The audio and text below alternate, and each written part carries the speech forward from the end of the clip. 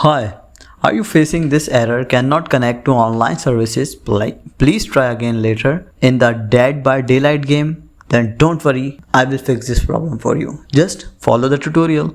The first thing you need to do is you need to restart your game and your device. Fully close your Dead by Daylight game, restart your PC or console, and then try to relaunch the game. After it, if it doesn't work, then the solution number 2, you can check your internet connection, ensure that internet is stable, try using a wired connection instead of Wi-Fi, and test other online games or apps to confirm that the issue is not from your connection. The third thing you can do is you can check the Dead by Daylight server status. Visit this link I have given or search Dead by Daylight server on the Google. If the servers are down, then you need to wait for some time and then come back again when the servers are up and running. The other thing you can do is you can change your DNS settings. For PC, you can go into control panel, click on network and internet,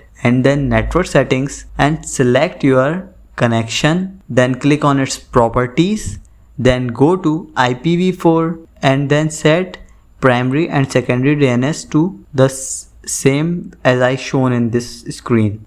And for console, go to network settings and set DNS. After it, you can try to disable the firewall or antivirus. For PC, this is for PC, temporarily disable the Windows firewall temporarily or any other antivirus you have. Or you can add the Dead by Daylight to the exception list. If the issue persists, then you need to verify the integrity of game file from the Steam or Epic Game Launcher. For verifying the files, first go to Steam and then right click on the Dead by Daylight game and go to its properties and install files and verify from there. If the issue persists, then you can try to uninstall the game and reinstall the game again. And the next thing you can do is you can connect using the VPN.